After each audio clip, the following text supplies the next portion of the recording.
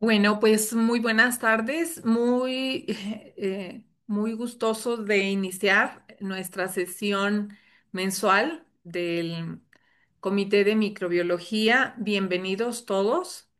El día de hoy tenemos el gusto de tener con nosotros al doctor Arturo Galindo Fraga. Él es médico internista y además es infectólogo.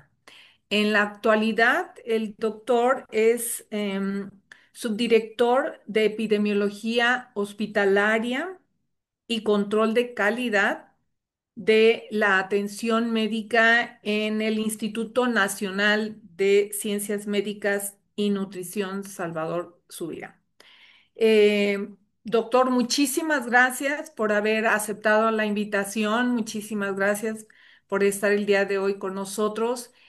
Y pues el doctor el día de hoy nos va a hablar de un tema que por supuesto es de gran interés en este momento y es acerca de sarampión. Entonces, doctor, pues bienvenido nuevamente, muchas gracias y pues adelante, tiene usted la palabra. Gracias, muchas gracias por la presentación, doctora. Y bueno, gracias a todos los que se han ido conectando a la asociación por invitarme. Me voy a permitir compartir mi pantalla. Espérenme un momento. Y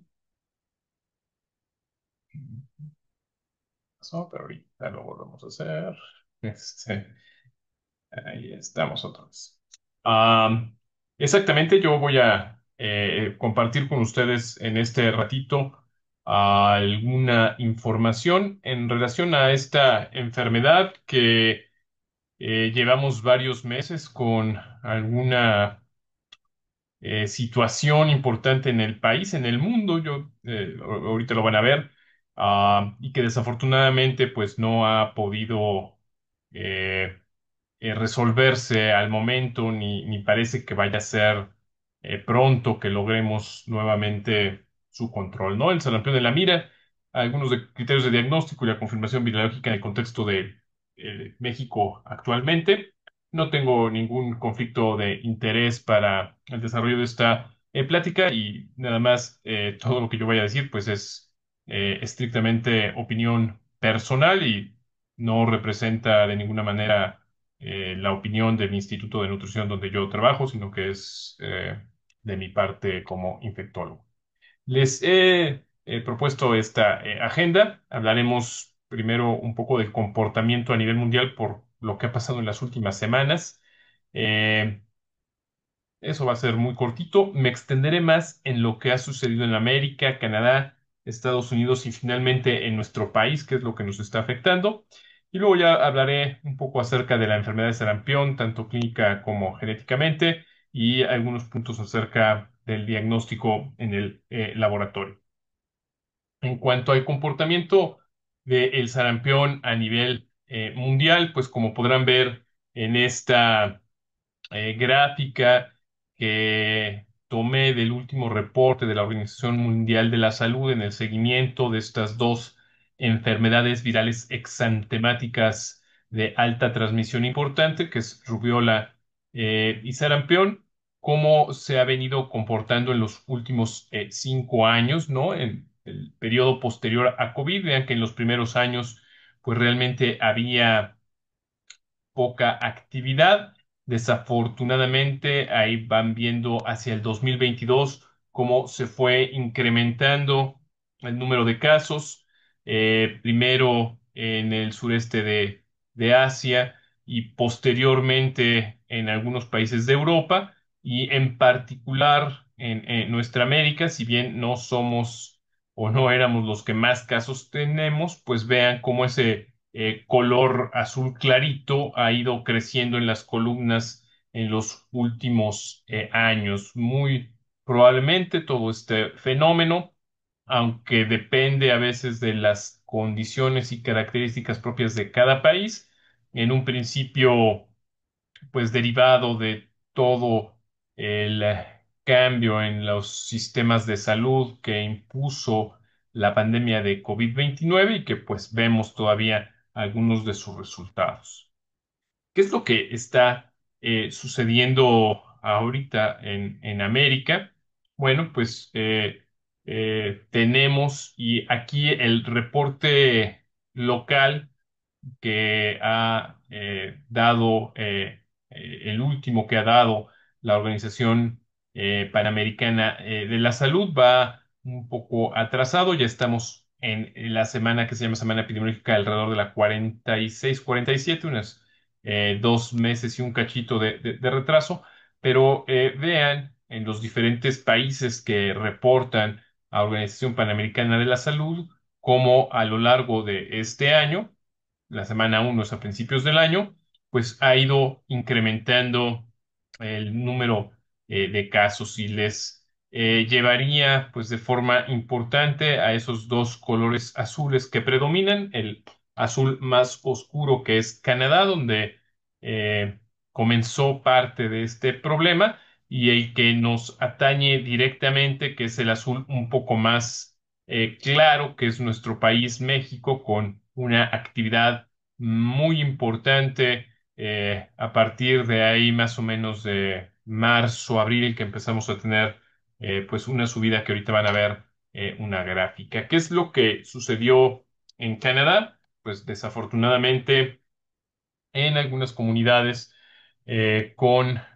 pues ciertas costumbres en relación al uso de vacuna y a su comportamiento social un poco cerrado, pues comenzó a incrementarse la transmisión de este virus de tal forma que es uno de los países que hasta hace algunas semanas tenían más casos en el continente. Van a ver que desafortunadamente nosotros los hemos rebasado. Para mediados de este mes, ellos estaban reportando un poco más de 5.200 casos, y pueden ver ahí en el mapa de Canadá, pues como la mayor actividad por la densidad poblacional que tiene geográficamente Canadá, pues está más hacia la frontera sur con Estados Unidos. Quisiera que fuéramos teniendo en mente y que fuéramos comparando algunas situaciones como lo que se conoce como la curva epidemiológica. Si bien la mayor actividad de esta enfermedad también coincidió un poco como lo hacía al inicio aquí en México hacia abril.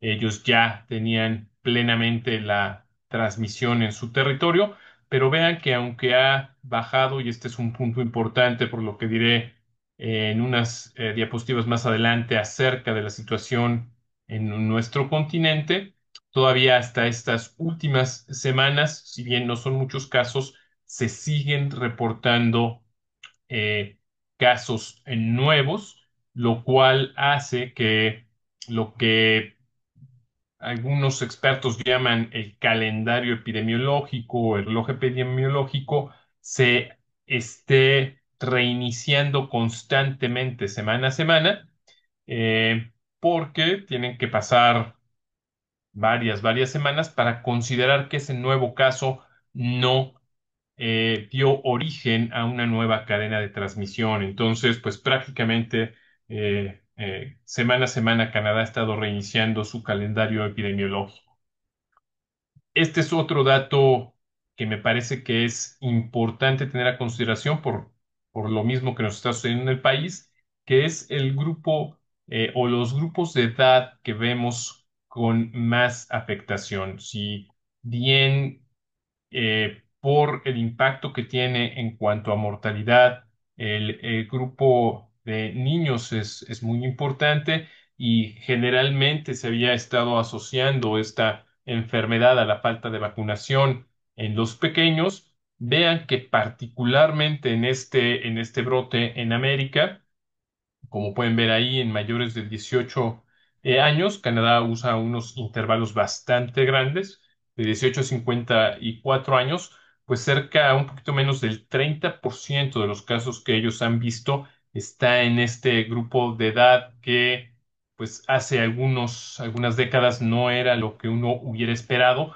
y quizá por cómo han venido siendo los programas de vacunación y alguna situación que quizá no terminamos de entender muy bien, pues ahorita es uno de los grupos con susceptibilidad, con vulnerabilidad para desarrollar esta enfermedad. ¿Qué está pasando en Estados Unidos? Pues esta enfermedad, como les digo, en un principio en una cierta comunidad social religiosa que tiene contacto entre los tres países, comenzó a transmitirse. Eh, pero bueno, en nuestro vecino del norte, en una población que tiene, pese a lo que uno pudiera suponer, dada su potencia económica, una cobertura de vacunación bastante subóptima, eh, encontró un amplio campo en donde diseminarse esta enfermedad y pues ha sido el origen de lo que nos ha estado sucediendo a nosotros. También en este mapa ustedes pueden ver a un tono más intenso de azul cuáles son los estados más afectados en este año 2025 y en forma pues muy clara pues son los estados o varios de los estados que hacen frontera con nuestro país, particularmente Texas, en donde hay o ha habido una mayor transmisión. Debo decir que ellos pues han frenado un poco en más, ¿no? Ellos reportan hasta la semana pasada eh, un poco más de 1,750 casos. Se observa en cierta forma el mismo fenómeno que les he comentado acerca de la edad, una cuarta parte en menores de 5 años, entre 5 y 19 años un poco menos del 40% y un poco más del 30% en mayores de 20 años. Algo que se repite en los tres países es que la mayor parte de las personas que están teniendo la enfermedad tienen un antecedente negativo de vacunación, aunque ya pues se han presentado algunos casos en personas con una e incluso con dos vacunas. En Estados Unidos se reportan tres fallecimientos, ah, que vamos a compararlo con, pues, con lo que nos ha sucedido en el país. Como les decía, pues desafortunadamente el sarampión encontró en Estados Unidos un campo amplio en donde poder extenderse. Aquí el color que tiende más hacia el naranja oscuro es menor, la menor proporción de cobertura de vacunación en la edad, vamos a decir, escolar, que es la que reportan los Centros de Control de Enfermedades de Estados Unidos, que están sufriendo bastante. Y ustedes pueden ver que, pues bueno, estos estados en donde hubo mayor transmisión, como puede ser Texas, eh, puede ser los estados que hacen frontera con México, pues están con coberturas bajas, pero no, no quiten su atención de algunos estados más hacia el centro y el norte de Estados Unidos, en donde el color en naranja también es bastante importante, e incluso hacia el sur, hacia el sureste, lo que es Florida como uno de los estados en donde también, si se llegan a descuidar, pudieran llegar a tener problemas. Debo decirles que pese al fuerte movimiento antivacunas, creo que representado como nunca con el equivalente al secretario de Salud que tienen ahorita en el gobierno de Donald Trump. eh, Se han puesto a hacer la tarea en cuanto a la prevención de sarampión y han logrado pues incrementar en una forma importante sus coberturas, de tal forma que de los tres países quizás sea el que ha logrado frenar con más efectividad la transmisión de la enfermedad. Vamos a detenernos un poquito en lo que está sucediendo aquí en nuestro país. Esta es la curva epidemiológica desde hace varios años, en donde podemos ver varios datos. En esa línea amarilla, lo que se define como enfermedad febril exantemática, un diagnóstico en el momento en el que no tenemos una definición y que puede ser causada por varios agentes infecciosos. Eh, Vean en en esas columnas rojas el número de casos de sarampión que se habían tenido pues de 2008 hasta pues los primeros años post pandemia y cómo en el último año de 2025 pues esto se ha disparado en una forma que prácticamente la curva hace una vertical. Sin entrar en muchos detalles, porque es algo de lo que hablaremos un poco más adelante. Vean en ese recuadro que está ahí como tabla 2 las diferentes variantes de genotipo del sarampión, ¿no? En 2011, 2013, 2014, D4 primero y luego D8, B3. Y en el último año, como tuvimos dos fenómenos que también platicaremos de B3 y de B8 hacia la semana pasada, que es el último reporte que tiene la Dirección General de Epidemiología. Así es como se habían estado distribuyendo los casos en el país. Ustedes pueden ver que ya prácticamente todos los estados han tenido actividad de sarampión, algunos estados con actividad muy baja, como puede ser Nuevo León, eh, unos que me llaman la atención, como Chiapas y Tabasco, que no sé qué tanta dificultad tengan para hacer el diagnóstico y eso se refleja en en los números bajos. Chihuahua, que lleva pues la mayor parte de este problema hasta el momento, ¿no? Con eh, pues 90 y tantos por ciento de los casos en en su territorio. Ah, y bueno, hacia las tres columnas finales, ahí pueden ver la columna de defunciones, que es una de las partes, pues, que son tristes, porque si lo comparamos con lo que ha pasado en Estados Unidos y Canadá, en donde ellos, pues, prácticamente tienen tres Estados Unidos, dos Canadá, pues nosotros tenemos 23 defunciones, lo cual es un número muy elevado, la mayor parte de ellas en Chihuahua, y les puedo decir que distribuidas en varios grupos de edad, si bien la mayor parte en niños pequeños, también ha habido algunos adultos jóvenes que han fallecido, la mayor parte sin antecedente vacunal, desafortunadamente, y un par de personas que sí tenían el antecedente vacunal, muchos de ellos sin ninguna otra comorbilidad, debo de decir. Esta es la distribución que se ha tenido en los diferentes grupos etarios. Ustedes pueden ver ahí ya el número que se alcanzó la semana pasada de 5.292 casos. Desafortunadamente ya rebasamos a Canadá y actualmente pues somos el primer lugar en casos en en el continente. Y como ha sucedido en los dos países anteriores y que mencioné, tengamos en consideración cómo se distribuye en grupos de edad. Los niños pequeños, sí, con una afección importante ahí en la base de esta gráfica, pero vean cómo también en adultos jóvenes, e incluso si lo pueden ver ahí entre 40 y 44, pero incluso entre 45 y 49 años hay más de 100 casos reportados. Y pues aquí nada más haré énfasis en este punto porque me parece que queda muy claro con esta imagen que o por qué se ha tomado y se ha dado la recomendación en cuanto a los grupos a vacunar en este esfuerzo que se está haciendo en los últimos meses para tratar de frenar a esto, en donde se ha recomendado pues un refuerzo en las personas de 49 años hacia abajo, ¿no? Que algunas personas me han dicho, ¿por qué no más de 50? Pues realmente en mayores de 50 el número de casos no es muy importante, pero si es claro que una persona de más de 50 no tiene un antecedente vacunal o de enfermedad, pues también se podría considerar su vacunación. Pero bueno, el gran número de afectados está en edades menores.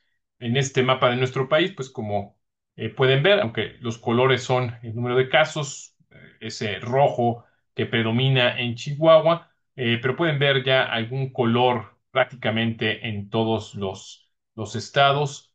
Eh, ese color naranja que habla pues de un número de casos a considerar de acuerdo a la población que tiene algunos de estos estados, pues llama la atención un poco Jalisco, lo que está pasando en Sonora.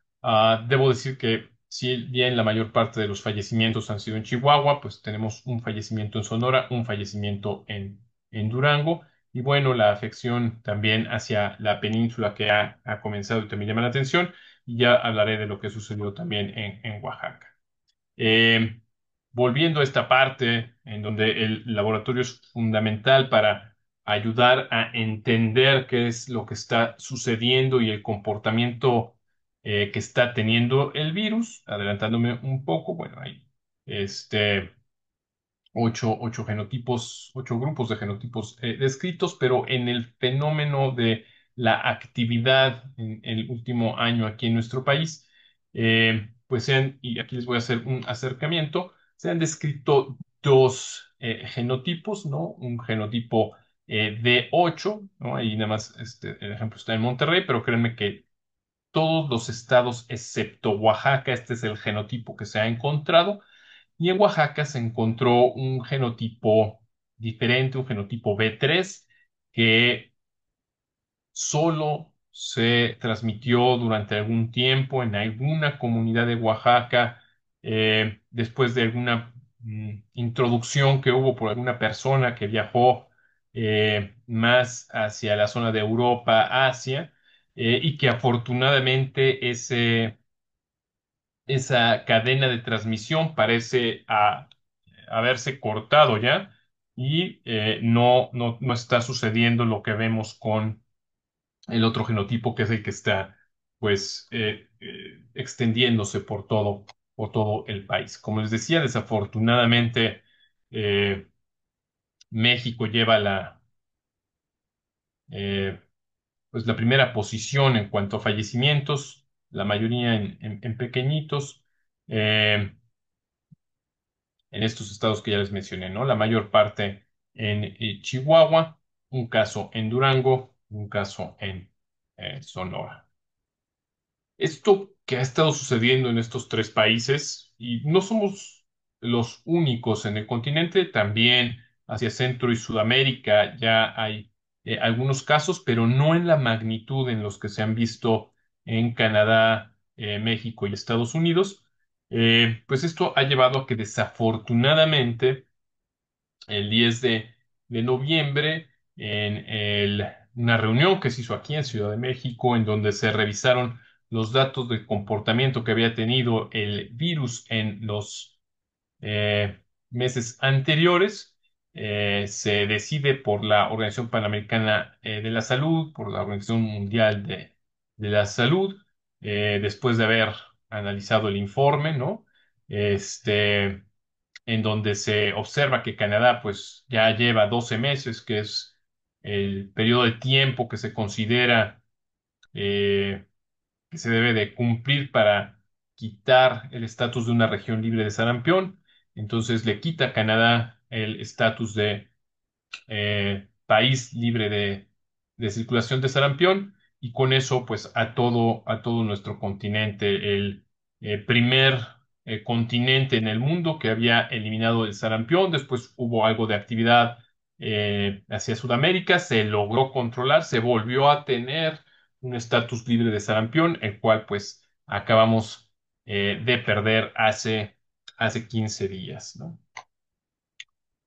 ¿Cómo vienen las cosas? ¿Vamos a resolver esto pronto? Pues desafortunadamente eso es algo que no parece que vaya a suceder, porque una de las medidas fundamentales para evitar la transmisión, y hablaré un poquito más extensamente de esta parte, de una infección como sarampión, es la vacunación. ¿Cómo vamos en cobertura para sarampión? Y recordemos que se recomiendan al menos dos dosis para tener más allá del 90% de posibilidad de tener protección por la de vacuna, bueno, pues cómo está México en cuanto a la cobertura de la primera dosis. Estamos en este grupo de países naranjas, en donde se considera que estamos entre el 80 y el 89%, y desafortunadamente en la segunda dosis estamos en el grupo de países rojos, que pues vean que no son pocos aquí en nuestro continente, que tenemos menos del 80% de cobertura. Pero bueno, dentro de este rango, vean el circulito de México, pues 80% para la primera dosis, que para esta infección, como verán, es bastante bajo. Y bueno, ya no se diga en la segunda dosis que no llegamos ni al 70%. Para esto, nada más me tomaré unas diapositivas, unos minutitos para reforzar este concepto que seguramente muchos de ustedes escucharon durante la pandemia de COVID, que es el R0, una medición epidemiológica que se llama número básico de reproducción, que en forma muy sencilla es el número en promedio de personas que se infectan de un caso primario. ¿Cuántas personas infecta una persona enferma en ciertas condiciones teóricas ideales, ¿no? Como el tener una población completamente susceptible, que no es algo que suceda en la realidad, pero bueno, es como se toma el concepto epidemiológico. Se calcula con esta fórmula que ustedes pueden ver ahí. R0 es igual a B más C por D, y uno me va a decir, bueno, ¿y qué es eso?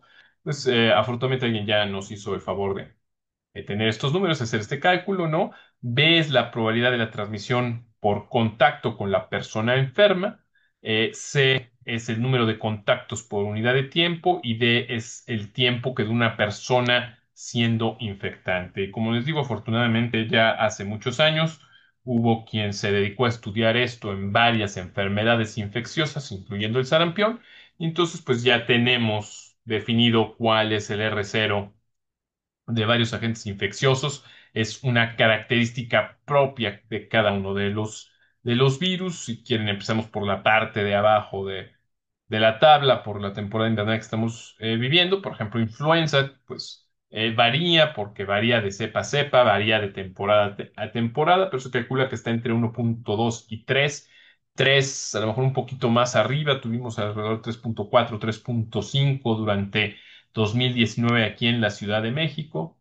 Igualmente, SARS-CoV-2 ha sido muy variable en relación a las diferentes cepas que se han descrito a lo largo de estos años de actividad de SARS coronavirus 2, ¿no? Con un número muy impresionante de 14, ¿no? Cuando empezaron a circular las primeras cepas Omicron, el cual ha ido bajando, debemos de decirlo, ¿no? Pero bueno, sigue siendo importante más que influenza, ¿no? El número de 4, vean varicela, vean otro problema que en algún otro momento habrá que tocar, que es pertusis, de 12 a 17, pero bueno, el que les gana a todos es el sarampión, que tiene de 12 a 18.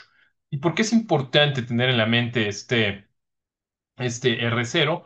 Pues porque nos sirve para calcular cuál debe ser nuestra meta de cobertura de vacunación para ese agente infeccioso en particular. Es una medición muy útil para los tomadores de decisiones en salud.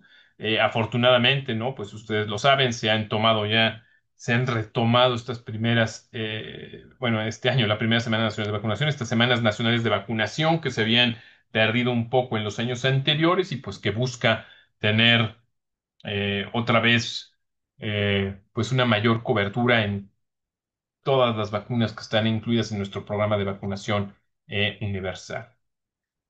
¿Por qué es importante para los tomadores de decisiones? Pues porque a R0 más altos se requiere mayor cobertura vacunal, y esto surge de otro concepto inmunológico que es menos conocido que el R0, que se llama el HC, el umbral de la inmunidad de grupo. También este concepto, sí, disculpen por el error, se manejó mucho en la pandemia, y el umbral de la inmunidad de grupo se calcula como uno menos el inverso del R0. Entonces, bueno, aquí lo puse para hacer algo de matemáticas, ¿no?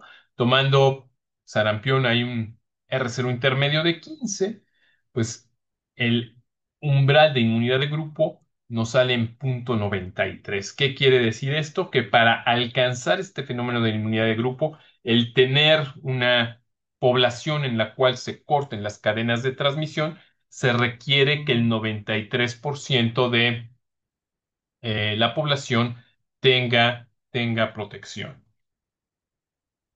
Ah, y esto, pues, es algo que se ha comprobado, ¿no? Con varios estudios epidemiológicos. Entonces, ustedes ven, bueno, pues para un eh, R0 de 18, que es pues, el más alto que se para sarampión, pues tenemos que tener pues más del 90% de inmunidad en la comunidad para alcanzar eso. Si tenemos 12, que pues es el más bajito, pues también estamos ahí como por el 90. Entonces, pues ese es nuestro objetivo para cortar la cadena de transmisión de sarampión, que pues desafortunadamente no es algo que hayamos logrado todavía. Porque este virus es un virus muy, muy particular. Vamos a platicar un poquito acerca del virus del sarampión, esta palabra muy especial que probablemente venga de la observación clínica de las manifestaciones cutáneas que eh, tienen unas lesiones muy particulares que probablemente a quienes hacían medicina hace varios siglos les pareció parecido a los granos de mostaza, como les pongo ahí en esta imagen, y parece que de ahí vienen este nombre de sarampión. El sarampión es un virus bastante particular que entra en la infección natural a través de las mucosas, de la mucosa bucal, de la mucosa respiratoria principalmente, aunque también puede ser de la mucosa conjuntival, en donde afecta a algunas de las células del sistema inmune inicialmente, células presentadoras de antígenos, algunas células dendríticas, las cuales posteriormente pasan a el sistema linfoide local, en donde el virus empieza a replicarse. Algunas de estas celulitas, algunas de estas células dendríticas, incluso pues sirven como caballos de Troya, biológicos, ¿no? Para llevar el virus a todas estas estructuras. Después entran a la circulación, en donde se disemina ya en forma sistémica, en donde ahí sí ya puede afectar algunos otros tejidos, ¿no? Tejidos cutáneo mucosos, ¿no? A través de ahí un receptor que es la nectina. Vayan viendo en esa curva que se ve ahí en color verde cómo va incrementándose la cantidad de virus en el cuerpo hasta que empiezan los síntomas, unos síntomas que inicialmente llamamos en una fase prodrómica, síntomas no muy específicos que pueden dar otras enfermedades virales como molestia en faringe, elevación de la temperatura, afección conjuntival y ya hacia el final de esa fase, pues la aparición del exantema cutáneo, que ahorita les voy a platicar de tuberculosis muy particular, para después venir en una fase de convalecencia, pero en esta infección en particular y que en parte explica por qué la mortalidad que llegan a tener algunas de las personas que están afectadas, algunas directamente por la afección del virus, en complicación a nivel de tejido pulmonar, sistema nervioso central principalmente, pero en el periodo posterior porque esta afección importante que hace del sistema inmune deja un estado de una inmunosupresión bastante intensa y por un tiempo más o menos prolongado que hace que después de esta infección pues puedan venir algunas complicaciones por otras. ¿Cómo es que entra el virus a la célula? Como les decía, pues reconoce algunos receptores de las células presentadoras de antígeno en un inicio en el sistema inmune, en la infección natural o del tejido mucoso y epitelial ya en la segunda, siguiente parte de la infección. Como varios de estos virus, pues se tienen estas proteínas de fusión que auxilian ahí a la fusión entre las membranas, que tienen dos conformaciones, como se ve muy claramente en este dibujo, ¿no? La proteína tal cual la tiene el virus, que se llama de prefusión, y luego ya, aunque no se conoce por completo cuáles los cambios conformacionales que tienen estas proteínas, como pueden ver ahí en esas pequeños recuadros que tienen un signo de interrogación. Pero bueno, finalmente el estado tridimensional de la proteína cambia y eso hace que se favorezca la fusión entre las membranas de este virus, que veremos más adelante es un virus envuelto, y la célula de su hospedero. Como les decía, bueno, tiene varios estadios clínicos, ¿no? El periodo de incubación. Importante tener en consideración que puede ser entre 10 y 12 días después de que se tiene el contacto, aunque se considera que puede ser mayor, aunque esto es el promedio. Después viene el prodrómico, donde les digo que los síntomas no son muy característicos, como elevación de la temperatura, la inyección conjuntival, el ardor faríngeo, tos. Aquí empieza la afección cutánea y son muy características unas lesiones en la mucosa bucal que se llaman manchas de Koplik. Después viene la aparición del exantema, un exantema que tiene un orden de aparición muy particular, va de arriba hacia abajo, de la cabeza hacia las extremidades inferiores y del centro del cuerpo hacia el exterior, primero tronco y luego brazos. En algunas personas puede ser pruriginoso.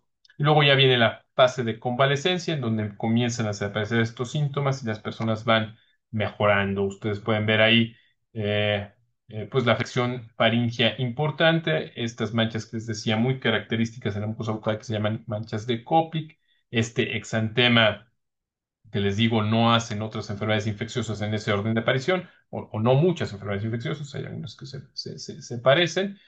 Y bueno, bueno, tener en consideración algunas de las complicaciones directas del sarampión, ¿no? Como la afección a sistema respiratorio, a pulmón, gastrointestinal con diarrea, alguna afección al sistema nervioso central que es un poquito menos frecuente y bueno, la muerte que debería de ser pues no muy rara. Desafortunadamente ustedes vean pues como en nuestro país pues algo sucede que tenemos una mayor mortalidad, ¿no? Si tenemos alrededor de 5.000 casos, pues deberíamos de estar así en una mortalidad alta, pues alrededor de 15 personas y llevamos pues quizá un 25-30% más que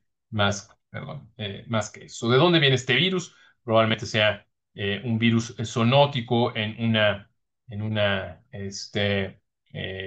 un inicio hace muchos, muchos años, pero bueno, actualmente ya es un virus que se ha adaptado al transmitirse entre nosotros. Nada más, tiene su familia, morbillivirus, es un virus envuelto, como les mencionaba, y ustedes pudieron ver en el dibujo de las proteínas interactuando para la fusión del virus. Es un virus RNA que solo afecta a humanos y a primates no humanos actualmente. Tiene estas proteínas muy particulares. Ya mencionamos la proteína de fusión, una proteína hemaglutinina, importante para nuestros sistemas de diagnóstico, la nucleoproteína, abreviada con N, la hemaglutinina y la proteína de fusión. Así es como está estructurado su genoma. Y bueno, aquí es una curva de la historia natural de la enfermedad que es interesante. También me detendré un momentito aquí en esto, ¿no? Ustedes pueden ver eh,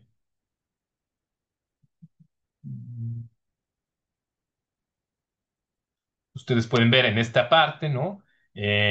La incubación que quedamos que en promedio 12 días, pero puede extenderse un poco más, ¿no? En donde no hay síntomas en un inicio, ya la persona está infectada, e incluso ya aquí ustedes pueden ver en la parte superior el periodo de contagiosidad, ¿no? Donde pues va incrementándose la, la carga viral del virus, ¿no? Y obviamente se van haciendo cada vez más contagiosas. La carga viral puede ser extraordinariamente alta y de ahí su R0 tan elevado. Después viene la fase prodrómica, en donde los síntomas no son muy específicos. Y finalmente aquí viene la parte del rash. Ustedes pueden ver cómo ya en la parte cuando aparece el rash y comienza la fase de convalecencia, pues la carga viral comienza a desaparecer, eh, y eso hace que pues vaya bajando la contagiosidad hasta, bueno, que se corta más o menos. En las líneas punteadas y en la línea este, discontinuo, pues pueden ver cómo la detección del ácido nucleico del virus pues va cayendo en forma muy importante, ¿no? A partir, bueno, más o menos de la mitad de la infección. Y bueno, como algunas células del sistema inmune persisten durante algún tiempo, con algunas alteraciones importantes, ¿no? Que nos dan la alteración inmunológica que ya he mencionado. ¿Cómo es que hacemos el diagnóstico? Pues en aquellas personas que cumplen con la definición clínica, que en este momento es una definición bastante amplia, tener elevación de la temperatura y tener un exantema característico, un exantema que no tiene vesículas, un exantema que va de la cabeza hacia los pies, del centro del cuerpo hacia la periferia. Se sospecha y bueno, pues se utiliza la detección de ácidos nucleicos cuando tenemos la oportunidad de tomar muestras en los primeros días. En el manual que está vigente, se recomienda en los primeros 5 días, aunque esto en periodos de brote como el que vivimos actualmente se puede extender hasta 7 días, ¿no? Se puede hacer la PCR en exudado faríngeo o en exudado nasal, ¿no? Mantenerlo en un medio de transporte viral, en refrigeración y pues procesarlo en forma oportuna. Ya se tiene algún tiempo que está bien definidos, ¿no? Cuáles son los blancos. Normalmente esto se hace por el PCR múltiple en tiempo real, porque ya sea que se amplifiquen uno o dos de los genes, ya sea generalmente se utiliza el de la proteína de fusión y alguno adicional, generalmente se utiliza de la nucleocápside. Pero bueno, por ejemplo, en este que es quizá eh, el paper original de la técnica que OMS recomienda, pues incluso se ve con una buena pues sensibilidad bioquímica, ¿no? Hasta los genes de la hemaglutinina. Entonces, bueno, esto está como muy bien caracterizado, ayuda mucho. Es muy rápido, quizá aquí la limitante pues son los costos, que no se hacen todos los laboratorios, y que bueno, la muestra debe de cuidarse, ¿no? Es importante en la vigilancia epidemiológica porque nos ayuda a conocer bien el comportamiento y de esta forma es que, pues, ahorita podemos definir que en México tuvimos dos fenómenos, el que ocurrió en Oaxaca con una evolución que ya se autolimitó y el que tenemos ahorita corriendo en nuestro país, ¿no? Con el otro genotipo. Ustedes pueden ver esta es la última actualización que se tiene de 2012 de la Organización Mundial de la Salud de los genotipos aceptados, que van de la A a la H y en cada uno de ellos hay algunos subtipos en la nomenclatura se les pone un número, ¿no? Ya mencionamos, los que nos han dado lata aquí a nosotros fue B3 y de forma importante, pues D8 que sigue corriendo. Esta es la filogenética de nuestros virus que se tuvieron. Ustedes pueden ver cómo claramente están separados, ¿no? El D8 dando mucha lata, el D3, el que se autolimitó ahí en Oaxaca, de origen muy probablemente no en Norteamérica como el D8, sino en Asia, ¿no? Y también complementamos el diagnóstico con la serología. Podemos medir IgG, podemos medir IgM.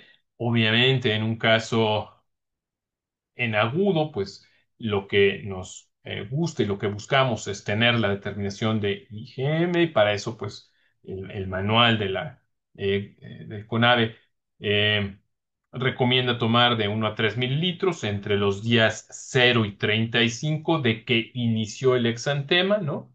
También con la indicación de que se debe procesar rápido, mantener la refrigeración. eh,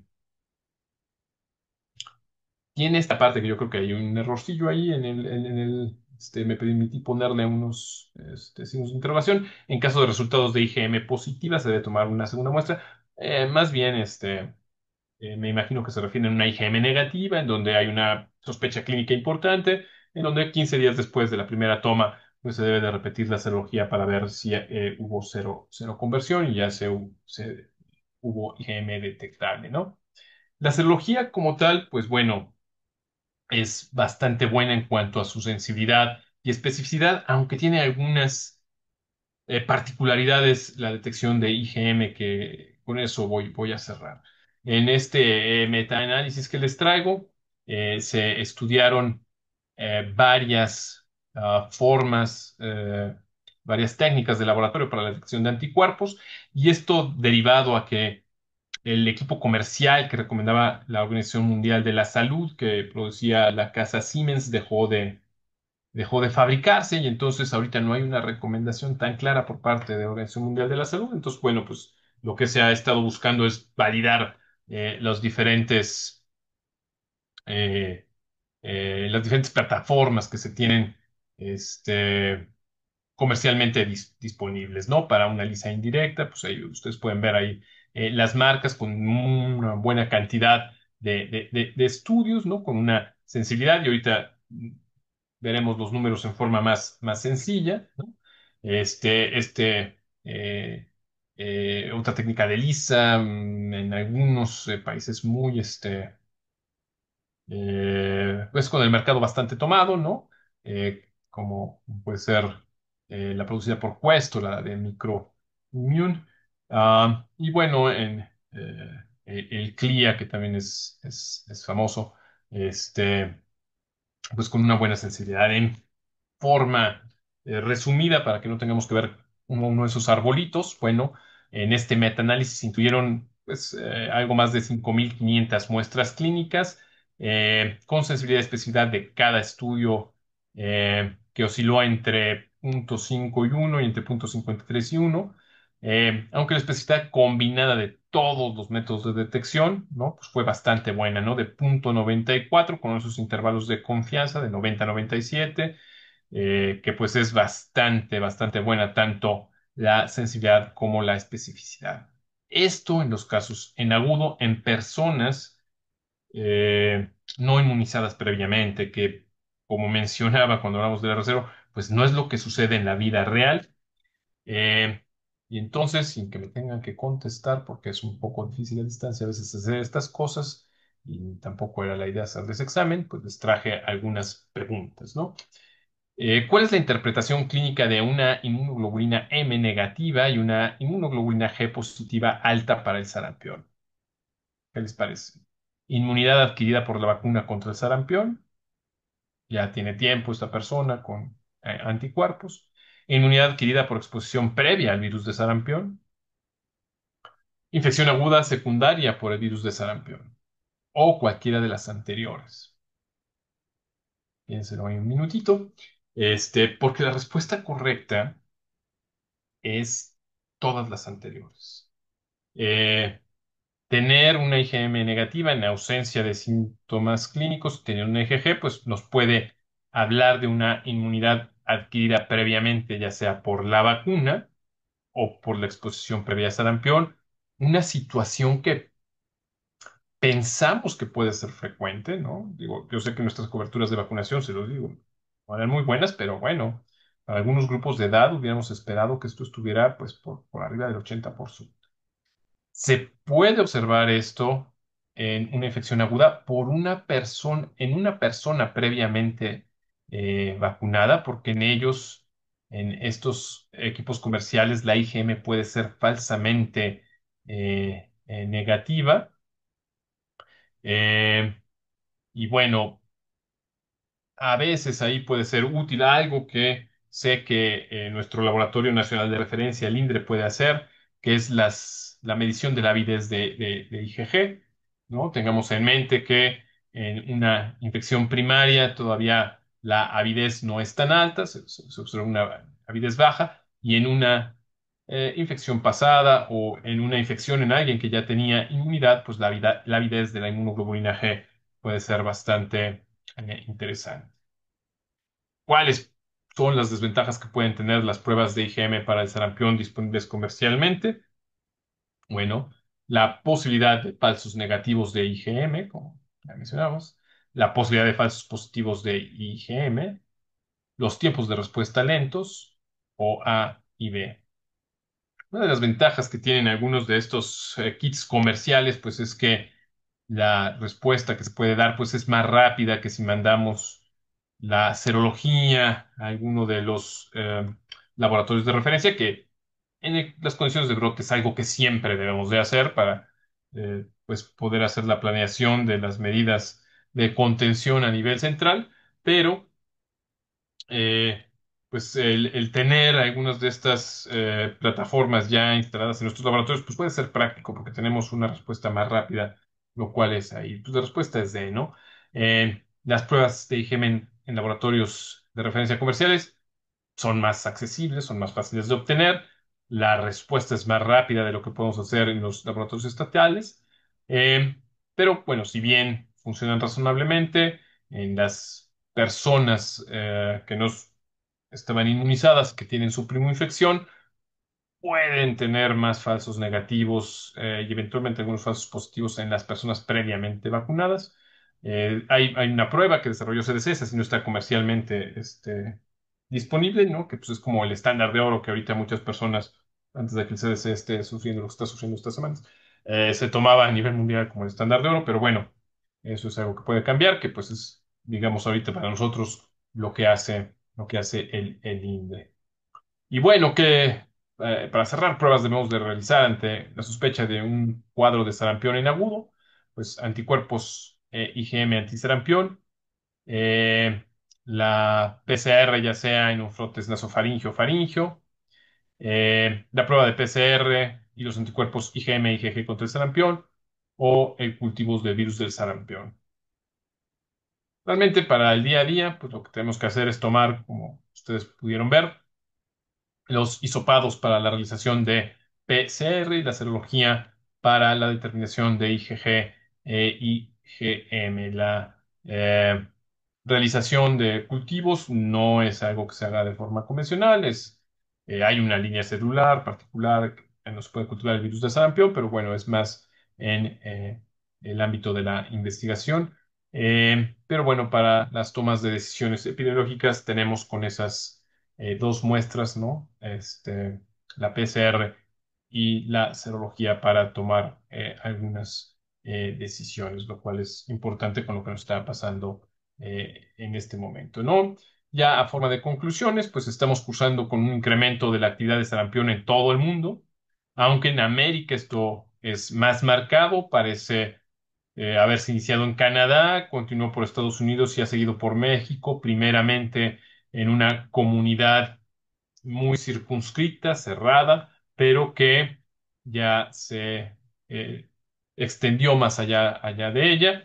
En nuestro país en particular tuvimos dos fenómenos, ¿no? El de origen en América, que es el que continúa, y el que he mencionado que se autolimitó en Oaxaca con ese genotipo particular de origen en Asia.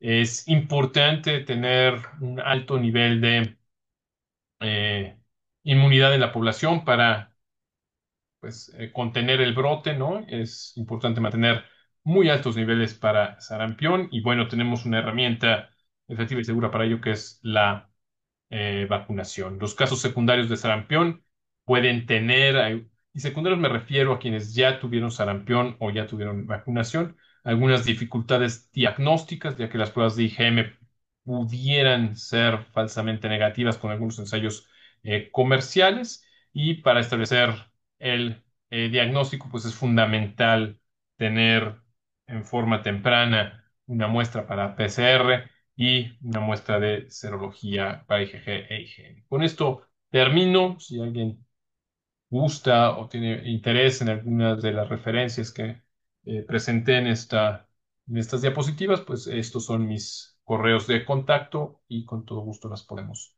compartir. Voy a dejar de compartir la pantalla y les agradezco mucho su atención. Doctor, muchísimas gracias.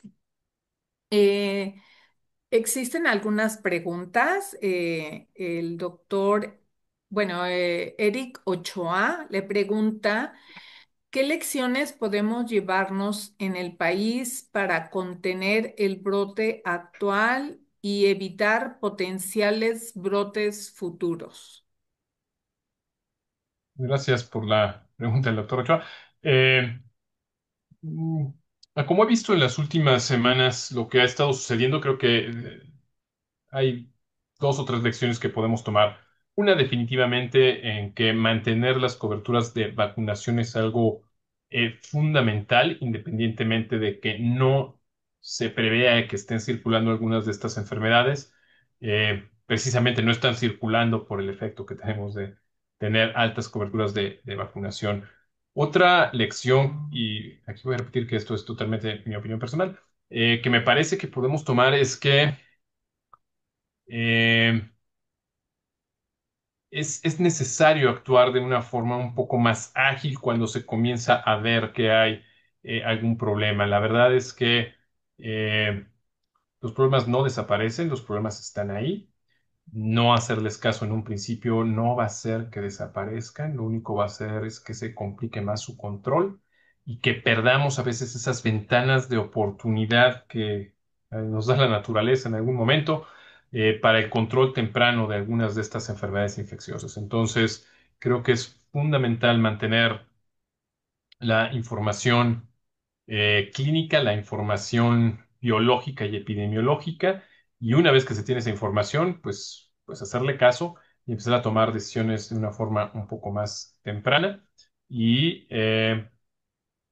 bueno, pues reconocer que a veces no tenemos, diría la tercera lección, pues que no tenemos con nosotros todo el conocimiento que pensamos que tenemos, ¿no? La verdad es que me parece que nadie tiene muy claro qué está sucediendo con estas personas en algunos grupos de edad en las que no estaríamos esperando, incluso algunos con antecedentes de vacunación que estén infectándose. Me parece que eso pues todavía no es muy claro qué está sucediendo. Entonces, pues reconocer también que pues tenemos todavía muchos huecos en el conocimiento que pues tenemos que llenar pues con investigación y tomando ahí pues en cuenta lo que está pasando.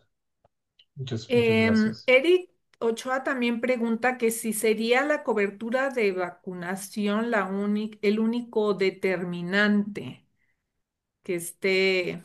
Sí. No, no me parece que sea el único, es uno de los más importantes, pero tiene también que ver con, pues un poco lo que decía, ¿no? El no reconocer en su momento cuando está surgiendo un problema, algunas prácticas en algunas comunidades muy cerradas, en donde quizá con un poquito de comunicación más temprana se hubiera logrado que pues aceptaran la vacunación de una forma más rápida, etcétera. Creo que eso es algo importante. Y bueno, definitivamente en lo que respecta a la mortalidad, me parece que, igualmente esta es mi opinión personal, eh, las condiciones de salud en el país, en estos pequeñitos que están falleciendo. Eh, Tenemos 10 veces la mortalidad que tienen Estados Unidos y Canadá. Eh, Me parece que no es que la genética de nosotros en México esté jugando un papel, me parece que más bien las condiciones socioeconómicas no nos están jugando a favor para una mejor resolución de estos casos. Muy bien. Denise CR le pregunta que las vacunas con las que cuenta en México, que cuenta México, ¿qué cobertura tienen contra los diferentes genotipos del virus? Esta es una pregunta bien interesante porque a diferencia de lo que sucede con otros virus en donde eh, la naturaleza antigénica del virus depende muchísimo del genotipo, del serotipo, en sarampión no. Afortunadamente, si bien se pueden diferenciar estos genotipos, el impacto antigénico, el impacto inmunológico que se tiene es prácticamente nulo. Entonces, la vacuna al momento cubre prácticamente los 8 grupos de genotipos y todos los subtipos. Entonces, la vacuna con una sola dosis en una persona sin problemas de nutrición, sin problemas de inmunidad, etcétera, alcanza una seroconversión en cerca del 90% de las personas. Tener 2 dosis nos asegura que aquellas personas que no llegaron a ese 90 lo tengan y quienes no llegaron a ese 90 lo pasen con esa segunda dosis. Entonces se considera que 2 dosis son muy buenas este, para tener inmunidad muy, muy clara con la vacuna que actualmente se está utilizando. Recordemos que es una vacuna de virus vivos atenuados. Habrá una pequeña proporción de personas que no la puedan recibir por sus condiciones de salud, si es que tienen alguna situación que compromete su inmunidad. En ellos no se puede aplicar, razón de más para que nos vacunemos todos los que estamos alrededor de ellos. Pero es una vacuna bien, bien efectiva. Muy bien, la doctora Alejandro Aquino dice excelente seminario, muchas gracias. María Elena Flores, muchísimas gracias, doctor. Kevin Corona, muchas gracias por compartir sus conocimientos, excelente explicación. Y dice Zaida Hinojosa Curiel, gracias doctor por su excelente plática. ¿Tendrá un estimado de los pacientes que presentan amnesia inmunológica tras la enfermedad de sarampión? Es una proporción bien, bien alta, sí, está bien caracterizado. Se considera que entre el 60 y 75% de las personas que tienen sarampión en los meses posteriores van a tener alergia. Por lo cual tienen reactivación, mala respuesta a algunos microorganismos, principalmente encapsulados. Eh, y esto, pasando 3, 4 meses, comienzan a recuperar otra vez su respuesta inmune, pero es muy claro, lo han medido a través de negativización, perdón, de PPD, de antígenos contra cándida, en donde se cae por completo y pasando este tiempo lo vuelven a empezar a recuperar, pero sí es bastante marcada y es bastante frecuente la alergia inmunológica que deja sarampión en las semanas posteriores a la infección aguda. Gracias. Alejandra Cordero Hernández le pregunta, si detectamos falla en el esquema de vacunación contra sarampión, ay, espéreme tantito, ya Se se me movió aplicarían. aquí. No se preocupe. Es, Aquí la estoy viendo. Es si hay una falla en el esquema, si aplicamos 2 dosis o solo exacto, una. sí. Si está claro que esta persona, este pequeñito, incluso este adulto, no ha recibido un esquema inicial con dos dosis, se deben aplicar 2 dosis. Si la persona ya tuvo experiencia inmunológica, si la persona eventualmente hasta tuvo la enfermedad, pero sobre todo si ya tuvo experiencia inmunológica con la vacuna, se considera ahorita que una sola dosis es suficiente para llevar a ese 90%, ¿no?, de seroconversión que queremos en la población. Un caso especial son los pequeñitos, muy pequeñitos, en donde en este momento en particular del brote eh, se está se está proponiendo, bueno, no se está proponiendo, se está llevando a cabo una estrategia que se llama dosis cero, en donde ahorita se les aplica esta dosis, vamos a llamarlo de emergencia, que no cuenta para su esquema de vacunación y después deben de completar su esquema de vacunación, como está en el programa de vacunación universal, independientemente de haber recibido esta dosis. Espero haber contestado la pregunta con esto. Gracias. Lupita López pregunta, de los casos de fallecimiento por sarampión, Ujú. ¿se sabe cuáles fueron las edades y complicaciones más frecuentes? Sí, de donde tomé esta tabla, hay una tabla con la descripción puntual de los 23 fallecimientos. Lo que les puedo decir es que hay en todos los grupos de edad, incluyendo adultos jóvenes, algún adulto mayor de más de 60, que es quien tenía alguna comorbilidad, diabetes mellitus. La mayor parte son en niños pequeños. Y debo decirles que la mayor parte no tienen comorbilidades. Lo único es que sí, la mayor parte no tienen antecedente vacunal. pero la mayor parte no tienen comorbilidades. Muy bien, gracias. Ana Lilia Rolón le pregunta, doctor, ¿cuánto tiempo debe de pasar entre la primera aplicación de la primera dosis y la segunda? Gracias por su excelente ponencia. Gracias, Daniela, gracias por la invitación. Al menos 8 semanas, al menos 8 semanas entre la primera y segunda. En este momento de brote a veces está cortando un poquito a 4 semanas, pero bueno, entre 4 y 8 semanas vamos a ponerlo entre la primera y segunda dosis en quienes no han recibido ninguna vacunación previa. Muy bien. Fernando Tus dice muchas gracias por la charla, Arturo. Desde el punto de vista Gracias, Fer. epidemiológico o tal vez inmunológico, ¿cómo se puede explicar lo que pasa en Chihuahua con el número alto de casos? Gracias, Fer, por la pregunta. En esta primera pregunta, creo que sí, lo que mucho explica fue que en un principio fue una transmisión muy localizada en la comunidad, vamos a decirlo, ellos lo han reconocido, en la comunidad menonita. Una comunidad en donde si no se acostumbraban vacunar, había una gran cantidad de personas susceptibles y digamos que por eso es que Chihuahua lleva una buena, lleva un tiempo bastante más adelantado de lo que está pasando en el resto del país en la carrera, ¿no? Y aparte, sin que se haya desde mi punto de vista, intervenido oportunamente para cortar, ¿no? Se dejó correr pensando que se iba a limitar en la comunidad, que creo que viene quizá parte de la respuesta a tu segunda pregunta, que no sé si te parece, doctora, si leemos la segunda Sí, que pregunta de sin los Fertus. datos de Chihuahua podríamos decir que el comportamiento de sarampión en México es relativamente controlado o normal.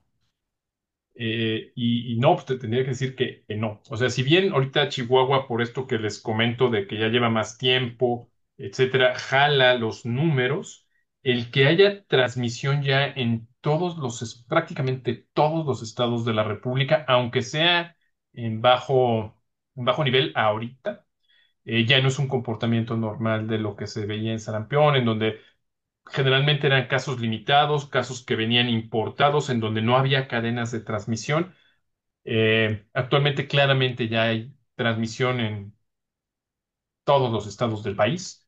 Afortunadamente no tan alta. Ojalá que estas intervenciones que se están tomando ahorita sí, ahora sí nos ayuden a cortarlo de forma oportuna, pero ya hay transmisión local, lo cual no era algo que estuviera pasando en el país, es algo que ojalá que podamos cortar, pero que ahorita es claro, ¿no? Hay transmisión local en México, en todos los estados de sarampión. Gracias. Nancy Cecilia Ortega Martínez le pregunta, ¿en qué contexto se puede trabajar con la inteligencia artificial y el sarampión?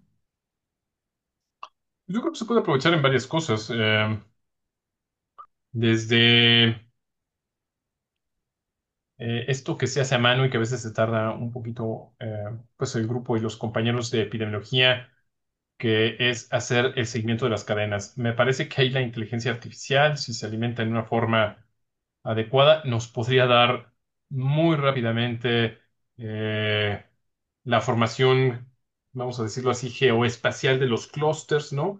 Nos podría ayudar a predecir un poco la velocidad y dentro de cada uno de los estados cuáles son los municipios de acuerdo a la movilidad que están teniendo las personas, cuáles son los municipios en donde debemos de ahora sí que reforzar las actividades del país. El país es bien grande, o sea, nuestro país está bien grandote, es bien diverso geográficamente, entonces no es fácil hacer las actividades de vacunación, no es fácil.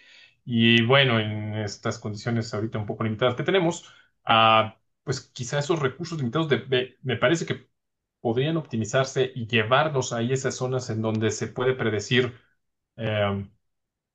eh, en dónde está la transmisión más fuerte en ese momento.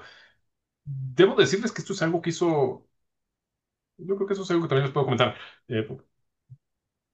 No es que sea totalmente confidencial. O sea, esto es algo que hizo Salud Pública. O sea, esto lo hizo a mano. O sea, bueno, lo hizo de la forma tradicional. Me parece que el uso de inteligencia artificial, eso puede acortar muchísimo los tiempos en los que se hacen este tipo de análisis. Claro. Juan Vega pregunta cómo debe de protegerse las personas de enfermería que tratan a los pacientes en un hospital. Vacunándose. Es lo más importante en este momento.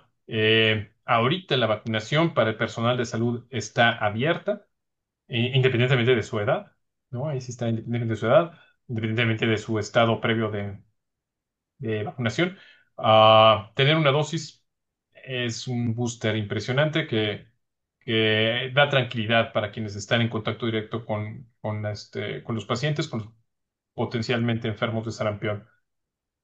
Si por alguna razón no se puede aplicar la vacuna, ya sea por cuestiones de salud, cuestiones biológicas, ojalá que no tanto por cuestiones de preferencia individual, porque creo que como trabajadores de la salud me parece que es una obligación que tenemos protegernos y proteger a nuestros pacientes, pero bueno, habrá personas que no quieren vacunarse, ojalá que sean las menos. Entonces ahí, pues nos quedan los mecanismos literalmente físicos de prevención en este tipo de virus, que no son tan eficientes como la vacuna, pero bueno, pues es lo que tenemos.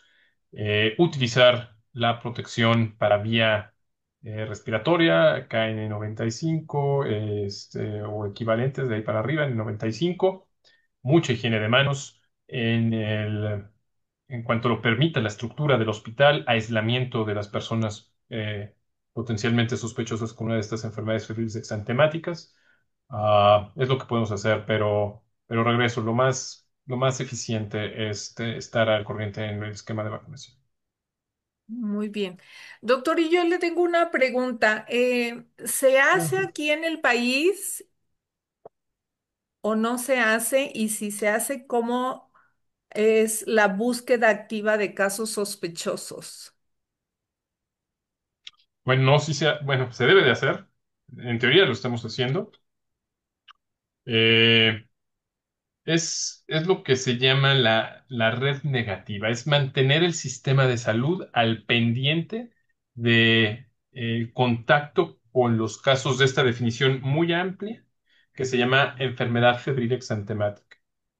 Ahorita todo el sistema de salud reporta continuamente si han tenido o no casos de enfermedad febril exantemática todos los días. Y esto hace que uno esté, los servicios de urgencias, los servicios de hospitalización, las consultas, estén al pendiente de si se detectan estos casos o no. Y en caso de detectarse estos casos, eh, bueno, la toma de muestras, ¿no? La confirmación del diagnóstico, la sospecha y el estudio de las actividades que tiene esta persona para potencialmente tener localizables, a veces no se puede, dependiendo de las actividades que tenga la persona, pues los contactos más cercanos para darle seguimiento. Pero eso es algo que ahorita se está haciendo, si no, no podría decir que al 100%, pero por lo menos creo que se dio la indicación, lo cual es muy importante, y me parece que muchos grupos están haciendo un esfuerzo por tratar de cumplir con ello. Ok, bueno. Bueno, pues ya para concluir, Ismael Humberto García Galvez da las gracias, igual que Mónica Lucía Reyes Berlanga y Denise R. Gracias, excelente ponencia. Pues me uno igual a Muchas ellos, gracias. doctor, muy clara, muy informativa su ponencia. Creo que a todos nos deja muy actualizados en esta situación en la que está el país, pues desafortunadamente, ¿no? De una historia de éxito casi, casi, durante tantos años, de no tener casos de sarampión, pues, tristemente, por los diferentes motivos, uno bastante claro para nosotros, pero esa es la realidad, ¿no? Que está ese gran número de casos de sarampión y que pues ha puesto los focos rojos en todo el sistema de salud, o por lo menos las personas que estamos interesadas y participando en que todo esto pues esté bajo control o resuelto, ¿no? Entonces, muchísimas gracias, como siempre, una excelente ponencia que creo que No, disfrutamos mucho todos y bueno, pues gracias, doctor.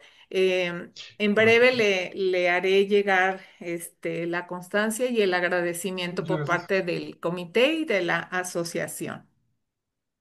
No, muchas gracias. Al contrario, gracias por la invitación. Siempre un gusto colaborar con la asociación y un gusto no vernos, pero ver que por ahí andaban ahí pues, muchos amigos. Así es que muchas gracias por su atención y por la invitación. Bueno, antes de despedirme, a todos los presentes les comento que ya se abrió la invitación para nuestro próximo congreso y también pues ya se pueden someter los trabajos libres para nuestro próximo congreso que será en la ciudad de Guadalajara a principios del mes de mayo. Nuevamente, quienes quieran su constancia pueden contestar la encuesta que les enviamos, que básicamente es poner su correo electrónico y su nombre para que les enviemos por correo la constancia de asistencia. Pues a todos, muchísimas gracias por su asistencia. Saludos y que pasen buenas noches.